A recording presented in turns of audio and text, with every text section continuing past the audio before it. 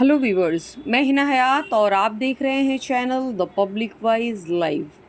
महानगर कोलकाता के मिठिया बुरुज के टीजी रोड पर बेलपुकुर युवक संघ द्वारा प्रसिद्ध काली पूजा का शुभ आरंभ हुआ। पंडाल में बंधा फीता काटकर और दीप जलाकर। फीता काटा नेपाल के महाविनिजय दूत प्रसाद आचार्य जी ने और दीप जलाए जस्टिस बिपल रॉय जी ने। उनके अलावा गौरवशाली अतिथि के रूप में मौजूद थे रविंद्र नगर थाना के आईसी सुजान कुमार रॉय और समाज सेवी धनंजय सिंह जी।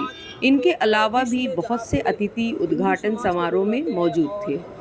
इस बार के पंडाल का थीम था एक तिलिस्माती पहाड़ी दुनिया, जहां बंगाल की ग्रामीण संस्कृति और मां काली का रूप अशुभ शक्तियों का विनाश करते हुए दिखाया गया।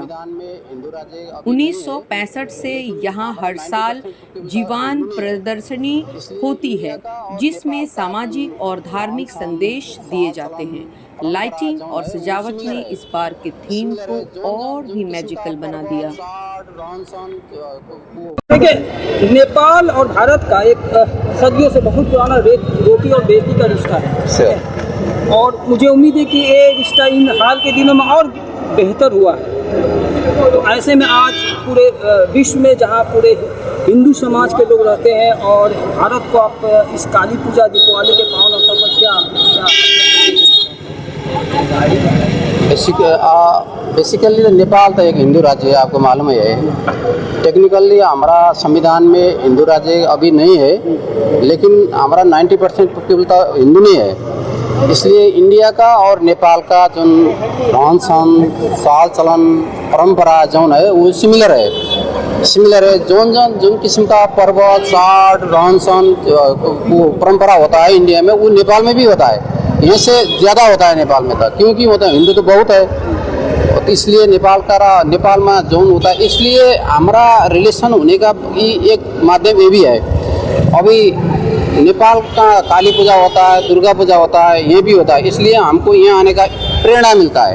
अगर नेपाली लोग ऐसा प्रोग्राम नहीं होता था, हमका कोई इंटरेस्ट भी नहीं होता था। इसलिए ये हमारा रिलेशन बिल्ड करने का एक माध्यम भी है। दूसरा, नेपाल और इंडिया का क्या है कि एक सॉवरेनिटी का सवाल है।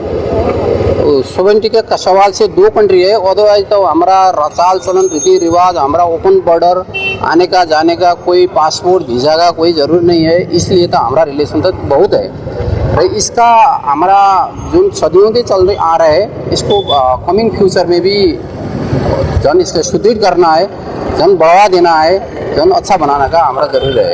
इसमें नेपाल और इंडिया का दोनों देश का पॉलिटिशियन, ब्यूरोक्रेट्स और मीडिया और ऑल पीपल का कंट्रीब्यूशन का जरूर है। भारत में यहाँ के वाणिज्य महाराजदूत है, तो ऐसे में सालाना कारोबार कितने का होता है इंडिया और नेपाल के बीच में लगभग? ट्रेड तो नेपाल और इंडिया, हमारा नेपाल का जो ट्रेड है नहीं, ट्रेड का टू थर्ड तो इंडिया से होता है। अगर हम लोग 100 रुपीज़ का ट्रेड करेंगे तो 80 रुपीज़ का इंडिया से होगा। आंकड़ों में exactly I don't have data now because it is segregated in the many parts. भाईजैक से भी होता है, कोलकाता से भी होता है। भाईजैक का डेटा हमारे पास नहीं है, इसलिए एग्जैक्ट डेटा दे नहीं सकते हैं। महान उत्सव हो रहा है, सब मना रहे हैं, तो काली माँ के क्या उद्देश्य है, क्या उन्होंने मैसेज दिया है, एक माँ के रूप में उन्होंने क्या उपदेश दिया है अपनी नारी जाति को? देखिए, पहले मैं कहना चाहूँगा, कलकत्ता का नाम माँ काली का से जुड़े हुए है। आप कलकत्ता की बाहर किसी भी प्रांत में जाइए तो लोग मानते हैं कि कलकत्ता मतलब आप काली माँ का देश से आए हैं, एक बहुत बड़ा है। दूसरी बात है, हमारा जो नारी शक्ति है, चाहे माँ दुर्गा कहे और उसका जो नवरूप है जिसको हम नव दुर्गा के मानते हैं, तो माँ काली उस नव दुर्गा में एक होता है। जब असुरी शक्ति समाज को नष्ट करते हैं तो काली का रूप लेती हैं।